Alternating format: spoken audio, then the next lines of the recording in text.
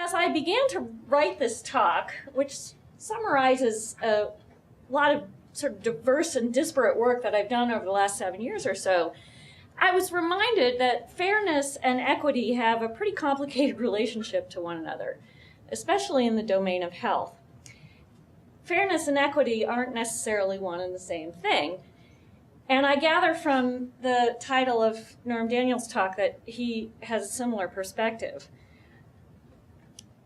So our first charge, I think, when we're thinking about a frame for fairness in the context of health equity, is to think about some definitions. Now, the classic definition of health equity, which is used throughout the world, was articulated by Whitehead and Dahlgren in the early 1990s, and this definition equated equity with fairness. Health equity is defined as the absence of inequalities in health that are systematic, potentially avoidable, and unfair. Well, of course, that leaves wide open the question of what makes an inequality unfair, apart from being systematic and potentially avoidable. Well, in practice, the World Health Organization and most European governments have defined as unfair those health inequalities that arise from inequalities in wealth and power in society. So they have an answer to the question of what makes health inequalities unfair. What makes them unfair is that they're derived from power inequalities in society. Well, US policymakers, I think, have been far more circumspect about labeling inequalities as unfair. They've been more circumspect about bringing fairness into the conversation about health inequalities at all. So in US policy and policy approaches to health disparities, the focus really has been on disparities rather than on inequities per se. There's been quite a lot of emphasis on disparities that result from non-modifiable characteristics, things like race or sex or disability or where you live, in addition to socioeconomic status. So, for example, Healthy People 2020 reports differences in health status and health outcomes along all of these divisions, whereas most European governments would list them by socioeconomic status and then maybe along, immigrant origin, for example. As we'll see, though, the public tends to view differences in health status between groups that are defined in this way, along these sort of non-modifiable characteristics, as natural and as not particularly unfair. So, put simply, a policy framework that focuses on these kinds of disparities almost by definition writes fairness out of the picture. That being the case, it's not entirely clear how we as policy and opinion elites should go about linking fairness to health equity in the US context, or whether there is, in fact, a fairness frame that we could use to promote equity-enhancing policies. So this initial charge of, well, let's think about how we might frame health equity in terms of fairness to generate more public will, that sounds like a great idea, but the more and more I start to think about it, the more and more complicated it starts to get, and I'm not so sure. So hence my remark earlier today that this was not going to be an uplifting talk. All right, to try to sort this out, to try to sort out what fairness and equity might actually have to do with one another, I'm going to today draw on some interview and survey work that I've carried out since about 2005, including 2 nationally representative surveys, and on the work of other scholars, including my collaborators Sarah Gollist and Elizabeth Rigby. And I'm going to walk you through some of what we know about public attitudes towards health inequalities. Then I'll show you that I think that beliefs about the fairness of some inequalities do affect people's policy preferences. So there's a case to be made for trying to frame health equity in terms of fairness. But there are also difficulties. So before I do any of that, let me just set the stage by sharing some very basic facts about Americans' views about health disparities, which many of you are probably familiar with. And then I want to talk about what people mean when they say that something seems fair to them. because that's a big question. Okay, so what do Americans know about health inequalities? Well, the short answer is not all that much. Only about half of Americans are aware of disparities in health and healthcare. The precise number depends on both what the disparity is it a disparity in access to care or in infant mortality or what have you, and also over which groups the disparity occurs. It turns out people are most aware of disparities in access to insurance by income. That's the disparity that close to 70% of Americans know about at this point. But most other disparities, people don't know very much about. They don't tend to know that they even exist. A second important fact about Americans' knowledge about health inequalities is that, I hesitate to use this normatively laden word misattribution, but if you think about what most public health professionals and epidemiologists think about as the causes of health disparities, these are not the causes that most ordinary Americans immediately go to. What most ordinary Americans think are the causes of health disparities are individual behaviors and genetics or biological causes. So there's very little awareness of deeper structural or systemic causes of disparities. Finally, there are big differences between different parts of the US population in terms of both what they know about disparities and in terms of their attributions. And so generalizing very broadly, we can say that conservatives are generally both less aware that disparities exist and more likely to attribute them to personal characteristics or biology. All right, so that's sort of the groundwork that we're dealing with. What do people mean when they say fairness? Well, there are lots of different definitions for fairness. In a survey that I conducted in 2007, I asked people what came closest to their definition of fairness, just to make sure that we were sort of all on the same page before I proceeded to ask them a whole bunch of questions about what kinds of inequalities they thought were fair or unfair. And the modal answer here is the idea that everyone has an equal chance to begin with, the idea of equal opportunity. But it's worth noting that well over half of Americans don't think about fairness as equal opportunity. Equal treatment and a guaranteed minimum are each the preferred definition of fairness for 1 in 5 Americans. And 1 in 10 defined fairness as the absence of redistribution, which is probably a little different from how most people in this room think about fairness.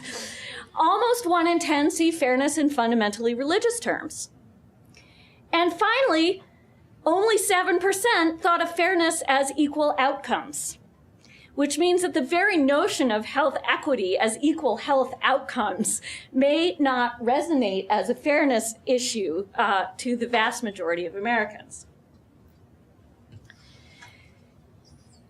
Again, fairly stark differences between Democrats and Republicans in the fundamental basis of fairness. Democrats tend to hold definitions of fairness that are focused on equal opportunity, equal treatment, and a basic minimum, whereas Republicans are more divided, endorsing a wider variety of definitions of fairness at a higher rate, including these religious and anti-redistributive definitions of fairness. So this is the groundwork that we're dealing with when we talk about equity and when we talk about fairness.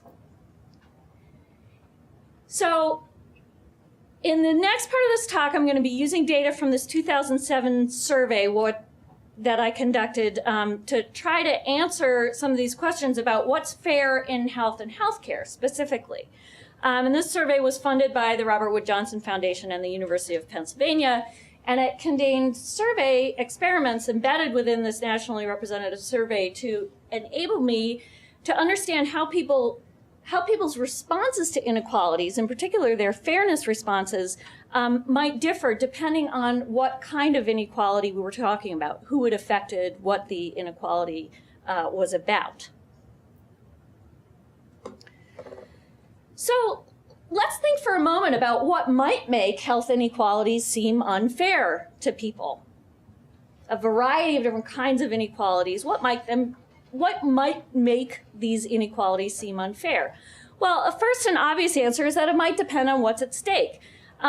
Is it a difference in the quality of pain management, or is it a difference in maternal mortality? I mean, it makes a difference whether it's health or health care, for example. Depends on how big the gap is. Depends on whether people think the good matters. Turns out there's a difference in fairness perceptions depending on whether people think the good that access to is useful or not, if it actually produces better health results. I'm not going to speak much to this first set of questions. I want to instead talk about who is affected, which groups are affected by inequalities, and who or what is causally responsible for these inequalities as sort of the major drivers of what people think is fair and unfair when it comes to health inequalities. But I do want to just show you a little bit of information, because I think this is very important, about the difference in whether we're talking about inequalities in health versus health care, and how that drives fairness perceptions. So in this survey, I presented an inequality in life expectancy between two groups, in the use of beta blockers after people showing up at the emergency room with a heart attack, and in the likelihood that your employer offers insurance. So these are the life expectancy, quality, and access measures. And then I asked people to think about whether they thought that equality was fair or unfair on a 1 to 5 scale. 1, it's very fair. 5 is it's very fair. So what we're seeing here, the orange line is life expectancy. And you can see that the modal response to this life expectancy question is, so there's a 5-year gap between African Americans and whites. Well, is that fair? So the modal response is, it's not really fair, it's not really unfair, it just kind of is. However, when we start talking about quality of care and access to care, the response pattern changes. And people do become more concerned about fairness. These inequalities are systematically rated as more unfair. So people are more inclined to think that healthcare-related disparities are unfair as compared to health outcomes. I think maybe the best way to interpret this is that more people have an opinion about the unfairness of healthcare inequalities than have an opinion about the fairness of health inequalities. I'm sort of a little suspicious about the magnitude of this difference, but I think what's really going on here is that people somehow know that disparities in health care are unfair, but they don't really know whether health inequalities are unfair or not. So I mentioned that I sort of was able to gauge differences in fairness response depending on the group that was affected. And the way that I did this is I randomly assigned respondents in this survey to receive the same discussion of inequality, but just with the language around which group it affected being shifted. So in every case here, we're talking about a 5-year gap in life expectancy between men and women, between white Americans and black Americans, between low-income and medium-income people, and between people with a high school education or a college degree. And the people who are viewing these different framings, obviously, as a group, are identical in other ways because of the quasi-experimental design. And one of the things that came out quite strongly here is that people are much more inclined to view income inequalities in life expectancy as unfair as compared to other kinds of inequalities. And there's no sort of a priori reason that I could figure out why that would be the case. That sort of didn't really make sense to me as a finding, although I've replicated it over and over again, so I think it's real. It turns out that what's going on is that evaluations of the fairness or unfairness of inequalities in life expectancy differ because people's beliefs about what causes the inequalities differ. So I asked people, after asking them about what was fair or unfair, to tell me what they think was the main cause of the inequality.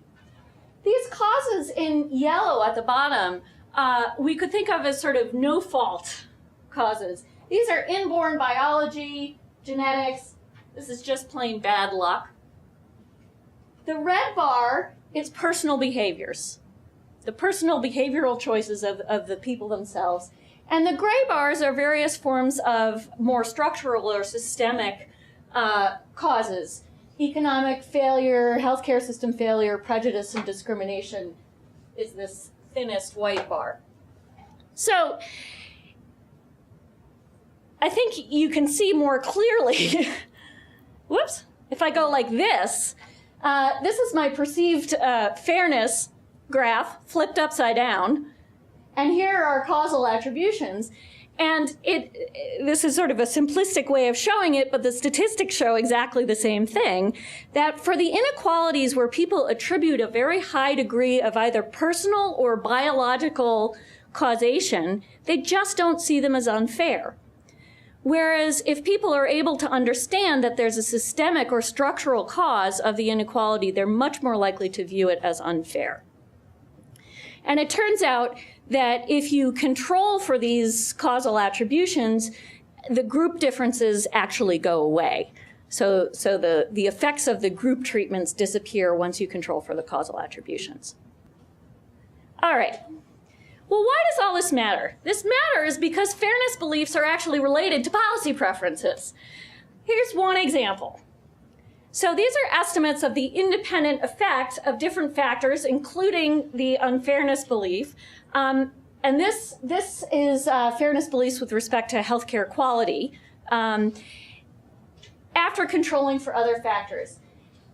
I'm not sure how well you can read this. The tallest bar there is egalitarianism. It turns out that people with egalitarian beliefs are just much more likely to support government intervention that might produce more health equity or reduce disparities. But perceiving that healthcare inequalities are unfair comes in a close second. It actually makes kind of a big difference if you think about, the number of modifiable factors in people's belief structures. If you could convince people that health inequalities are unfair, then hey, we might actually get somewhere with this policy stuff. But wait, there's a problem. The problem is, even if we could figure out how to convince them of this, which would probably require changing their causal attributions, the effect on policy preferences actually wouldn't be that big. So this right here is the fairness of inequalities. This is partisanship, ideology, and this is this egalitarian measure here. So it turns out that even if we could shift everybody to thinking that inequalities in health and healthcare are unfair, it might not actually make that much of a difference in their policy preferences just because there's so much else going on. It would give us about a 13% boost. If we were to shift these fairness evaluations so that it was really just about health care inequalities and not so much about health inequalities, you wouldn't have to shift people as far because they're more inclined already to think that health care inequalities are unfair. So that's good, and it might have a larger effect.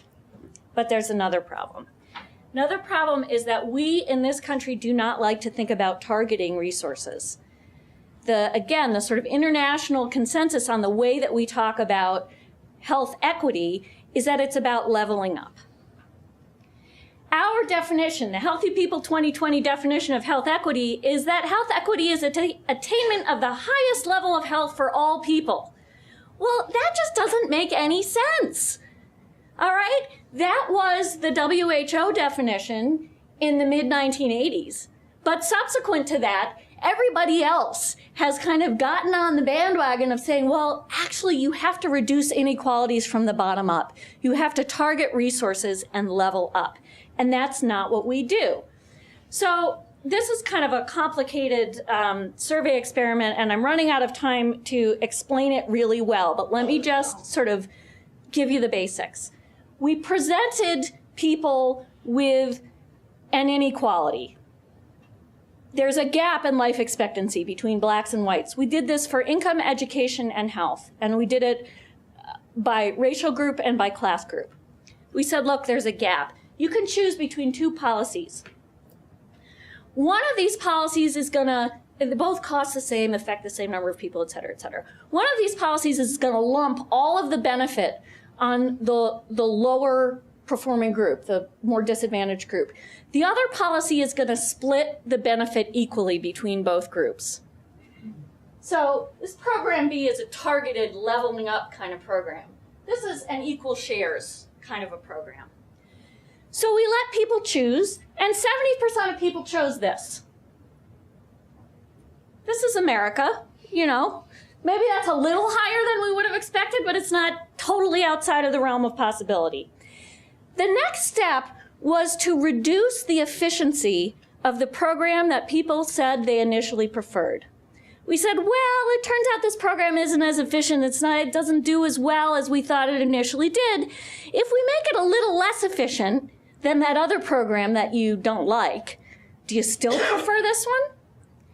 And we keep reducing the efficiency of their preferred program until finally the preferred program, the one that they chose in the beginning, does no good at all for anybody.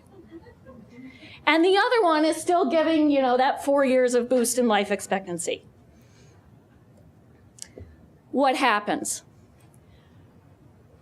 These are Kaplan-Meier survival estimates. As efficiency is lost, most people switch to the other program. However, more than 40% of people who initially chose program A, that non-targeted program, more than 40% of those people who self-identified as either conservatives or as people low on an egalitarian belief scale, more than 40% of those people refused to switch to the other policy, even when their own policy was doing no good at all. So strong was their opposition to targeting. This is what we are dealing with. All right. I have very little time left. I'm going to skip through these two other problems with the fairness frame because I want to show you that I think there is an alternative. I think that a fairness frame to talking about health equity may not be the way for us to go. Jonathan Haidt is a psychologist who's done a fair amount of work on moral reasoning, and he argues that, in fact, there are 6 moral foundations that are common to pretty much all political cultures. Democrats like to talk about fairness, and we like to talk about liberty, and we like to talk a little bit about care. And these are things that Republicans and conservatives also care about, maybe not quite as much. But it turns out that the big difference between liberals and conservatives is that conservatives also care a lot about loyalty, in-group identification. They care about authority, and they care about sanctity, about the integrity of the body. Can we build an argument for health equity around some of these other moral foundations? Not the dominant liberal prescription for health equity, which is pretty much what we've got now, which isn't working very well because an awful lot of Americans don't know and don't care about health inequalities. This is essentially the policy paradigm that we have now. You know, we should do this because we care about people, because equal outcomes are important, because the state can guarantee our liberty. The state's not so bad. It's a Mary Poppins state. We might not like the nanny state, but we like Mary Poppins. And we can sort of downplay these health behaviors as causes and focus on the social determinants of health. Well, that's great, but it's not getting us very far.